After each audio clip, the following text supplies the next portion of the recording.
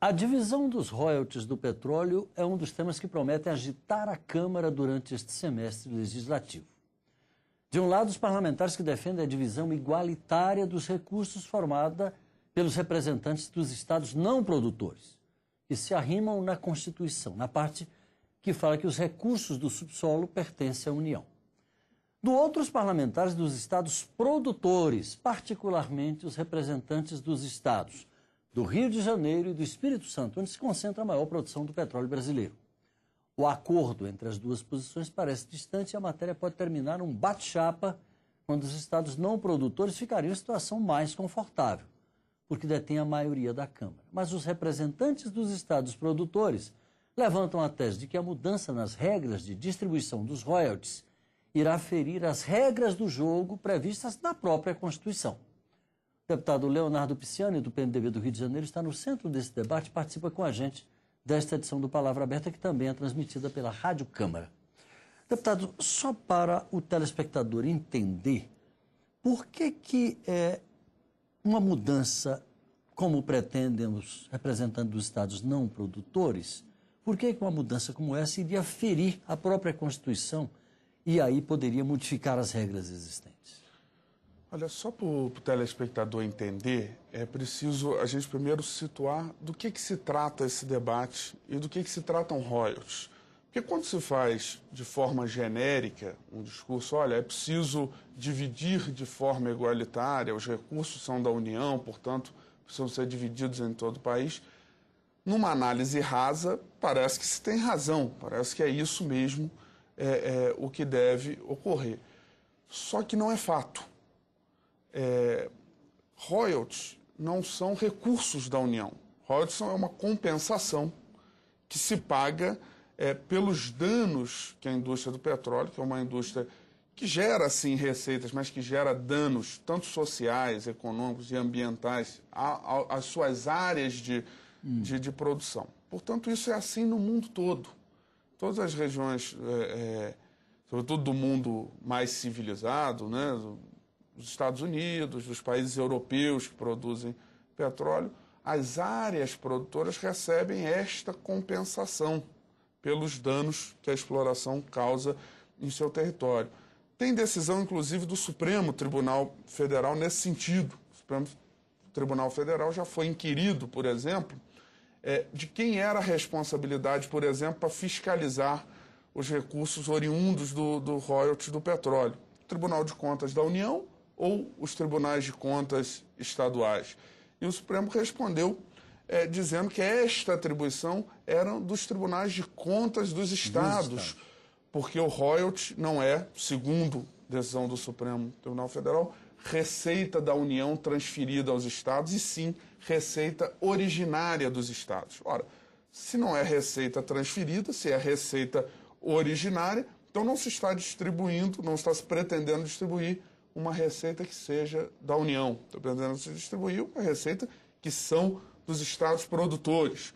Outro argumento que os defensores da distribuição geral utilizam e que é extremamente falacioso é o seguinte: não existem estados produtores, só a União que produz. Claro que existe. O artigo 20 da Constituição diz textualmente: será devido aos estados produtores compensação por royalties. Logo, eles dizem que, na realidade, esses estados são confrontantes no caso da exploração marítima, não em território, por exemplo, fluminense ou capixaba. Quanto a isso, também há decisão judicial. Se entende que o território confrontante é território do Estado. Tanto que a legislação, por exemplo, ambiental da área confrontante, ela está sujeita à legislação estadual do Estado confrontante. Mas numa demonstração clara de que se respeita ali Mas o fato é, Carlos, e aí pedra fundamental dessa questão, que isso foi definido pelo Constituinte originário, em 88. E naquele momento, o privilégio foi dado aos estados não produtores. E qual foi esse privilégio? A imunidade tributária que tem no artigo 155 da Constituição, que impede os estados produtores de tributarem o ICMS do petróleo. Portanto, os estados não produtores ganharam durante todos esses anos. O ICMS do petróleo, ele, no caso do estado do Rio de Janeiro, ele é até maior do que os royalties. E é evidente que o petróleo é um produto.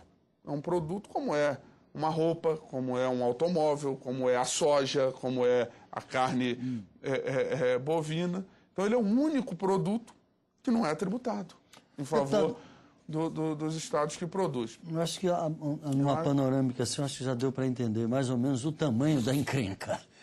Agora, deputado Leonardo Pisciani, eu queria saber do senhor agora o seguinte. E nessa pequena abertura que fiz, eu falei da dificuldade de um acordo, mas parece que a coisa tende a terminar num acordo, porque se for para o bate-chapa, a situação vai ficar muito complicada e é muito provável que isso vá terminar batendo nas portas do Supremo.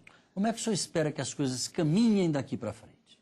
Olha, eu espero, né, que com a indicação do deputado Zaratini como relator, com a criação de um grupo de trabalho paritário, instituído pelo... Zaratini, PT de São Paulo, foi relator. Foi escolhido o relator. Depois eu vou perguntar como é que vai ficar a posição de São Paulo nessa história. Bom, eu noto que há a necessidade de qualificar esse debate.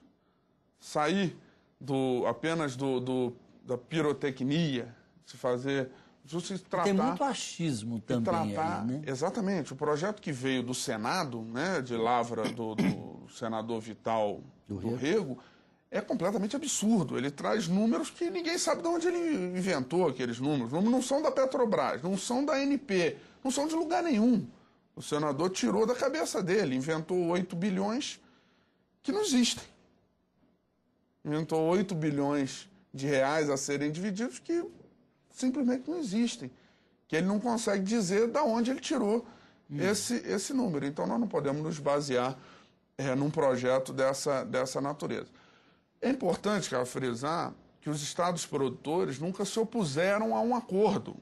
Nós, como foi feito o acordo e cumprido pelo presidente Lula, que depois vetou aquilo. E por que o presidente Lula vetou a emenda do ex-deputado Ibsen Pinheiro? Não foi a partir de um apelo do governador do Rio? Foi a partir de um apelo do governador do Rio, mas sob a seguinte ótica.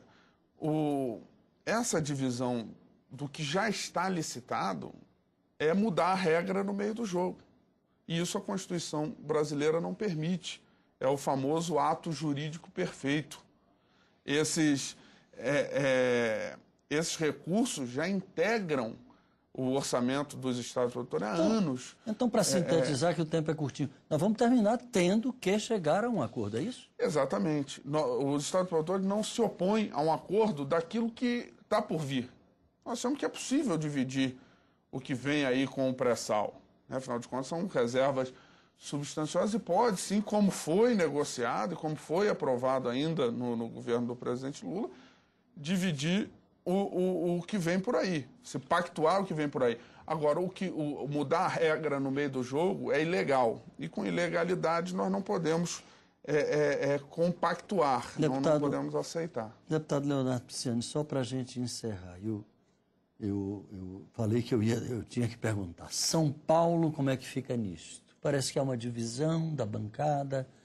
Em que pé está essa situação? Como é que São Paulo se movimenta? A gente sabe que São Paulo é um estado, não apenas pela sua importância econômica, mas do ponto de vista estratégico e até simbólico, ele é muito importante. São Paulo tem uma posição, do ponto de vista do debate, confortável. São Paulo, com as reservas descobertas, será um grande produtor de petróleo. Mas ele ainda não tem essas receitas. Então, ele deixaria de ganhar no futuro, mas ele não perde o que tem no presente, como ocorre com o Rio de Janeiro e com o Espírito Santo. Eu acho que o Estado de São Paulo, os parlamentares de São Paulo, terão uma tarefa fundamental. Eu acho que vai caber, justamente por essa posição, pelo conforto dessa posição que tem o Estado de São Paulo, o papel de mediador desse debate. Caberá, e por isso eu achei bastante apropriada a indicação de um relator do Estado de São Paulo, que não está tão emocionalmente envolvido com essa questão. Deputado Leonardo Pisciani, muito obrigado. Vamos aguardar os desdobramentos dessa queda de braço. Com certeza. Tomara que a gente chegue a um acordo que seja bom para o país, que cumpra a Constituição e que atenda também o anseio. Eu acho legítimo que o parlamentar de todos os estados busque levar receitas para os seus estados. Muito obrigado pela sua participação aqui com a gente. Muito obrigado a você de casa pela audiência. Um abraço e até a próxima.